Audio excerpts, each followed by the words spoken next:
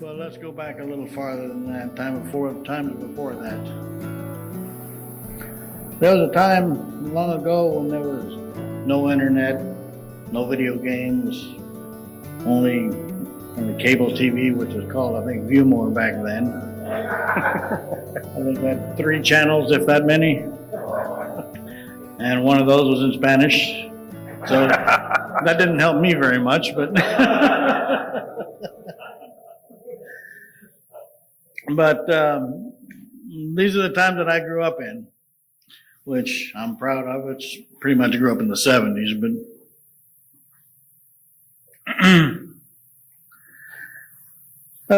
as kids, our only form of entertainment then was each other. We had friends in the neighborhood, kids in the neighborhood, we all, and of course the great outdoors, that's where everything was done. We stayed outside from morning to dark.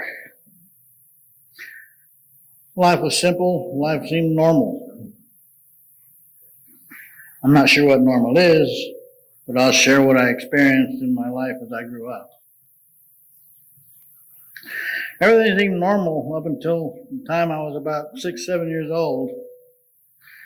My dad was an abusive alcoholic. He was injured to the point of being confined to a wheelchair for the rest of his life. And he had drawers full of medication for that, but he refused to take them, relying on drinking to kill his pains instead. So the only lessons or teaching we got from my dad was done in an abusive manner. Gary, can I hold you up there? Sure. I'd like you to tell about your dad's injury, if you can, in your own words. My dad, before he ever met my mom or anything, he was, I don't know, 17-ish, somewhere around there. He was in the Navy during the Korean conflict. So they were in port and he was getting ready to go on leave, and they were doing some work on the ship, and a crane on the ship was moving around one of those large doors you usually see on TV, like on a submarine, big steel door with a big steel wheel. Well, they were moving that around, and it came undone, and it fell on him. Broke his neck in 4 places. And nobody usually survives an injury like that. But I'm guessing, I think he was like 17, maybe 18 at the time. He wasn't supposed to make it for about 2 years at best. But he lived, he didn't die until he was 55 years old.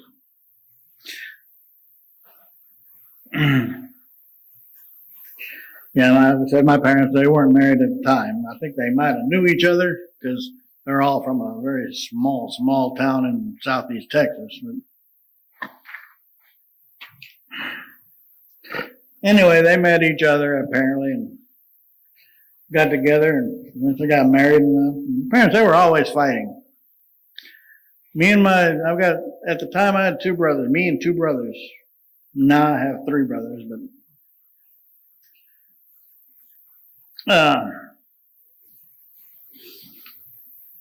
so anyway, all the fighting that was always going on, they eventually got divorced.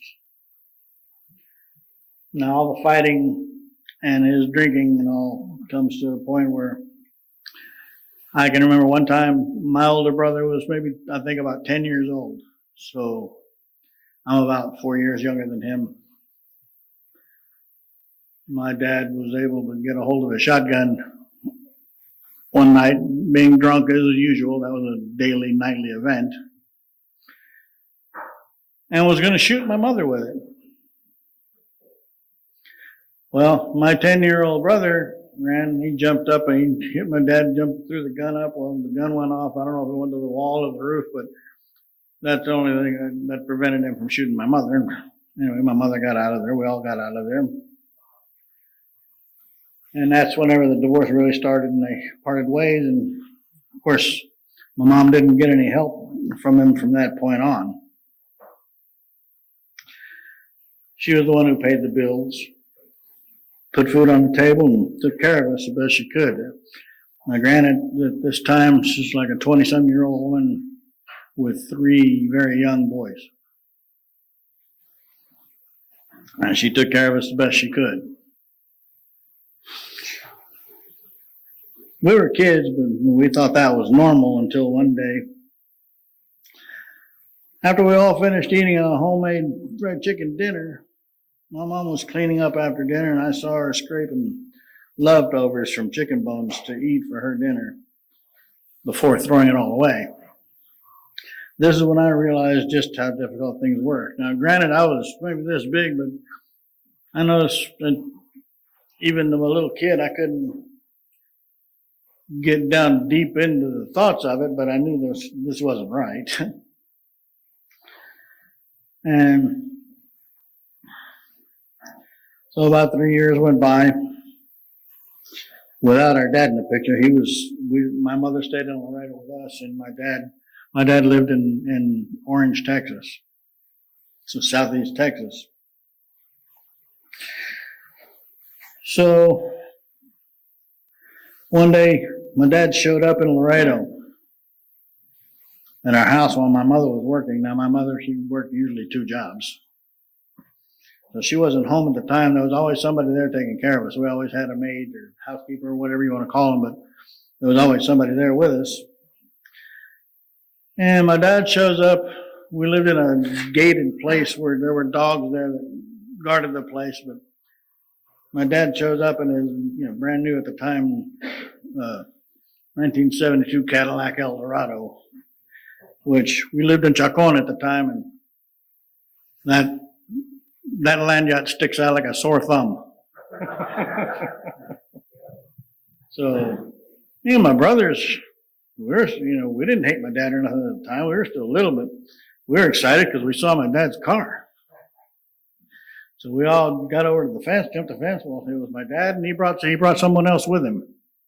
And my dad couldn't walk. He had hand controls on his car. He could drive. So this other person with him, after he got me and my 2 brothers into the car, and then he proceeded to get on the highway. He was headed back to Orange, Texas with us. This guy he had with him had my older brother in the back seat with him, and he just kept cramming his mouth full of grapes to keep him quiet. So anyway, he pretty much kidnapped us at that point. So while we were in East Texas, it was everything my mother could do, which wasn't much. She didn't have any money or anything. So she did the best she could, went to court, back and forth to court in East Texas, which back then, it was, I'm sure it still is, but very corrupt. The courts there were extremely corrupt. You're in a backwoods town with backwoods laws, and if you're not from there, you're definitely not in good standings. That wasn't a gun, was it? Gary, so you're saying your dad kidnapped you? Yes. And he took you where? Yeah, he took us to Orange, Texas with him, so we were there. And the time went by, so again, like I said, my dad was a pretty aggressive alcoholic, drinking. It was every night he was drunk, every night. So coming back from somewhere at night, he was driving, he got pulled over by a trooper, and of course he was drunk.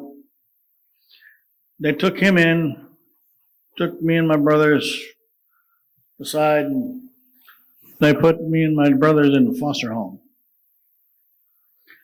And the bad thing about that was me and my older brother, they put us in the same home, but my younger brother, they stuck him somewhere else, so it's kind of, they just tore him from us. And the devastating part there was me and my older brother were blessed enough to at least be with a very good family, great family. And he got stuck with somebody just the opposite. I still think about that sometimes today, and it hurts even for me to think about it. But after being away from my mom for a couple of years, back and forth in court, finally got the court stuff straightened out. We ended up back with my mother. So we came back to Laredo. Time went by, and now it's up there. I'm probably about 16 years old now. And I went to work helping my mom, whether it was an answering service or somewhere out making a little money, so I could help. Then at the age of 17, I got a job in the oil field. After about 10 years of working in the oil field and one failed marriage, as my first marriage,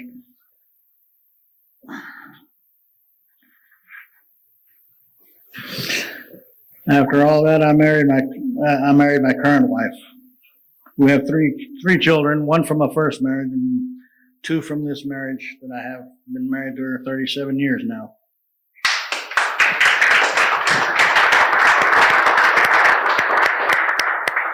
I spent 5 years between marriages, but a lot happens in those 5 years. A man in his 20s all of a sudden being single, you can get all kinds of trouble. By now, I'd been drinking and smoking pot like there was no tomorrow.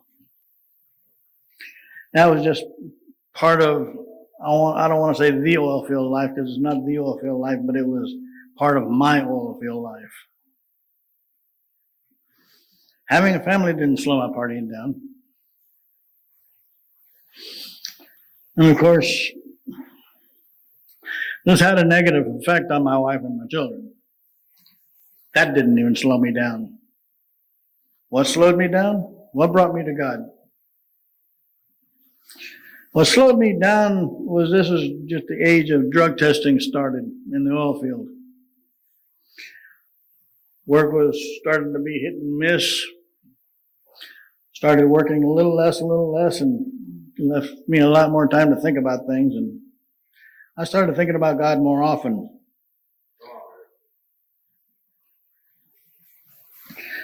My wife brought me to the Church of the Crossroads, where I found one was the Men of Promise. I started coming here to the Men of Promise.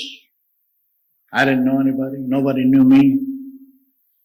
I was at the time known as, yeah, who is that guy? Yeah, that guy wearing the suspenders.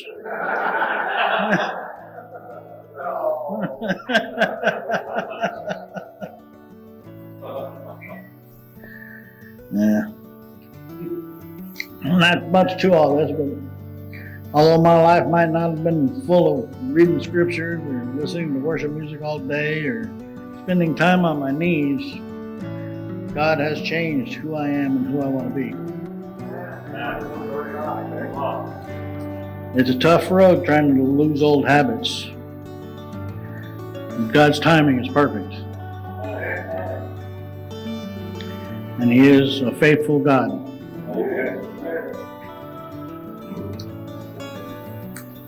I have hope where one time in my life there was no hope. Now, me and my brothers, somewhere since then, my mother had another child, so actually I got 3 brothers now. But growing up, a single mother like that young, and 3 young boys the way we were, we should have all been statistics. We should have been in jail. We should have been dead. We should have been in a ditch somewhere growing up in this town with no father and a mother that was always holding down 2 jobs. So, but there's now MOP, where there once was emptiness to me. I get to fill the emptiness with alcohol, drugs, and friends that were not godly at all. I have a new friend now in my life that guides me. And new friend's Jesus.